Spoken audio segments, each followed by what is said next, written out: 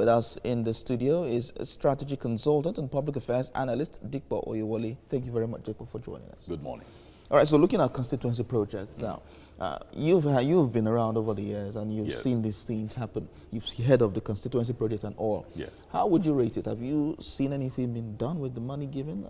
Nothing tangible. Okay. And I'll say off the bat that the president's making this announcement saying that they will be probing these constituency projects. I think it's a wonderful step in the right direction. Okay. Because I think it is quite obscene to hear that in the last decade, we spent ₦1 trillion. ₦1 trillion is over $2 billion, close to $3 billion. And we have nothing to show for it, all for ultra-modern toilets, ultra-modern boreholes, ultra-modern this, ultra-modern that don't really cost up to 100,000 naira. And then you have millions of naira allocated to these projects, and then we don't get to see anything over the years. So I think it is something that is quite laudable.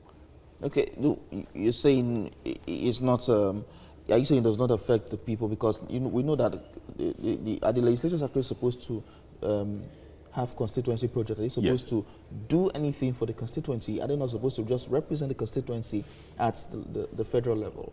Okay, so my argument with that is then what's the point of having the allocation for the constituency projects? Okay. I would expect that a constituency project should consist of something like probably refurbishing or building a public health care facility, probably remodeling a school, something that adds to the daily lives of people, not just saying that, okay, you know what, I'm sinking the borehole here. And is it not about touching the lives of the constituents? It's about touching the lives of the constituents, but talking about value for money now. Now, you get millions marked for those projects, and then you sink a borehole that doesn't cost you more than 200,000 naira, which on the day of commissioning, you have rented generators to power the water. So you then get cameras and TV stations and social media platforms to come on board and say that, oh, okay, you know what, you've been able to do this, you've been able to commission that as well. So I think that for me, it is being quite a sham, if I may say that. And we're not really getting the value for money, for what they are actually collecting as an allocation or whatever it is that is slated out in their budget for the constituency projects. So you mean that you support the president's probe on this matter? Yes, I do. Okay, so to what end?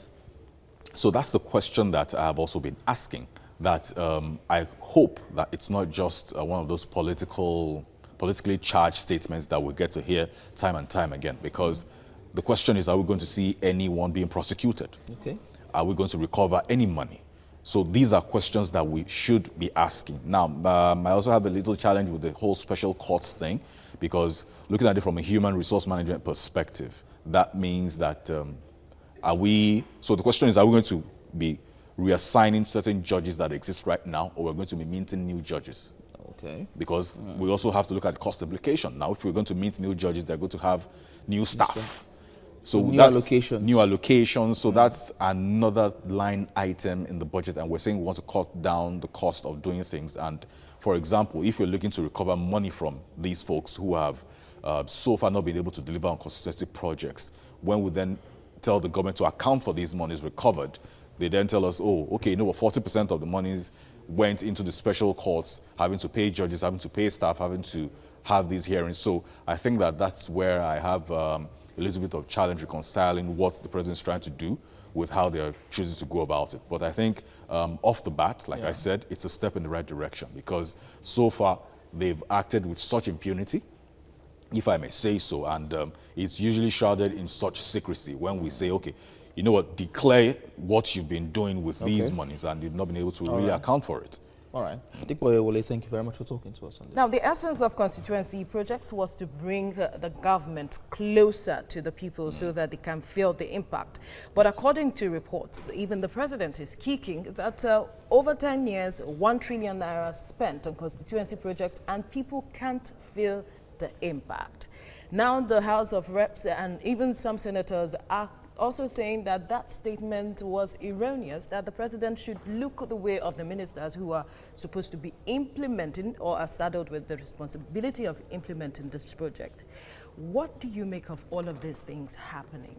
I mean... Okay, well, I think that what the president said is very, very correct, because, I mean, if we look at it in the last decade, what can we really say in our individual constituents, in our individual neighborhoods, to say that, okay, in this particular constituency, This is what our senator has been able to do for us. This is somebody who's representing us in Abuja.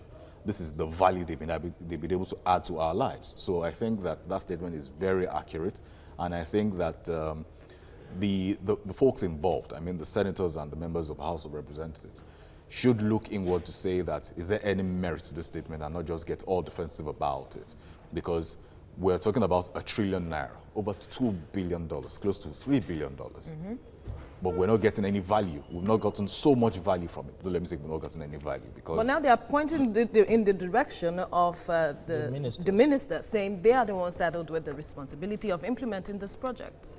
Okay, so when they're saying that the ministers are saddled with the responsibility of implementing the projects, so the question is, the constituencies that we're talking about, they are the ones representing those constituencies, okay? So if the minister is falling short, what are they doing about that? Have they been able to have a conversation with the minister? Have they been able to send memos across? Have they been able to send letters? Have they been able to follow up? They're not doing any of that. But all we're seeing is the blame game, which I think it's a bit irresponsible if we're being fair about this entire conversation. So I think they really do need to do more and do better. But I'm more concerned about the exercise being as effective as it should Thorough? be. Yes. Cutting across the aisle now, not just saying it's one political party or the other. Let's look at it top to bottom. I expect it to be as transparent as possible, to be devoid of any political sentiments and affiliations, to ensure that everyone is held accountable in the last 10 years. Are you sure, or you're expecting that everything all will be held accountable? Because in the last 10 years, ₦1 trillion has been spent, and the constituency project is still factored into the nation's budget. And so if we're talking about that at this point, do you expect that there will be people that will be prosecuted? We hope that people will be prosecuted, but more importantly, personally, I would rather go where the money is, because that's where we're talking about right now. Do you expect them to return the money? Possibly, because... How is that possible? Okay, so this is how I look at it.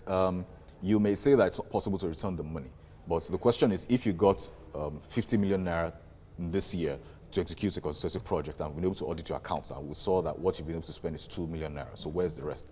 And year in, year out, you've been able to get that amount of money. So the question is, what then happens to the balance? Now, if certain conditions will be in place that if you cannot provide the balance, then we can talk jail terms and all of that. All right. But I believe that we should be able to recover some of the money, hopefully. Now, the Senate is coming up with a constituency development bill. Well, they say the president is here to release about 100 billion naira allocated for constituency projects for 2019, and so they are looking to strip the president of the powers, such that 2.5% of the budget is allocated for constituency budget, and this bill has passed the first reading.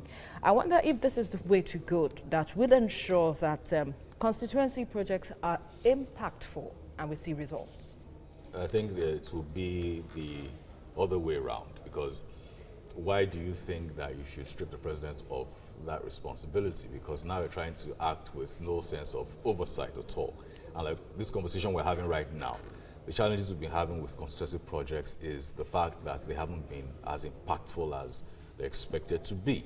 So if you're saying you want to go the legal route, which it is what it is, being the legislature, saying that you want to pass a bill to strip the president of these powers, which is within their purview anyway, I think that it goes to further our suspicion as to the honesty behind these constituency projects, because from time immemorial, it's always been shrouded with a lot of level of secrecy. And when we ask that the budgets should be defended, or they should tell us how these monies have been spent, they end up throwing a lot of tantrums and tell us, okay, perhaps let me read aspects contained in the bill that said that any person who misappropriates funds or assets from the fund, or assists or causes any person to misappropriate or apply the funds otherwise than in the manner provided in this act shall be guilty of an offense and shall upon conviction be liable to imprisonment for a term of not less than 5 years without an option of fine. So perhaps it is not just about, they're trying to perhaps make it as transparent as possible. Well, realistically, on the letter, you have to put things like that into it to make it seem transparent and legitimate. Now, the question is it going to be implemented? That's the question. Because in the Constitution, we have all of these consequences for various crimes, and are we seeing them enforced? No. So how are we supposed to trust that because they're putting certain clauses in a bill that is supposed to strip the president of any form of oversight over what they do about it? How are we sure that's going to be implemented? Because these are people from within their own ranks. So I'm sorry, I'm not very confident that that's going to be done as you're saying that it's going to be done. Okay, so to what end should we expect this probe to, what outcome do you expect from this probe? Well, I'm hoping that we get some prosecutions out of it. I mean, if we can get to prosecute some people, possible jail terms, and if certain deals can be made for some of the money to be returned, I think that's a welcome development. And before the probe, how do people hold their, these people accountable? Yes, so the people also have a role to play because we're not holding them accountable as we should. I think that there's also the level of education, but that's really not an excuse. But I think the people do really need to do better by holding our leaders accountable. All right, Dikbo Oyewole, thank you for your time. Thank you.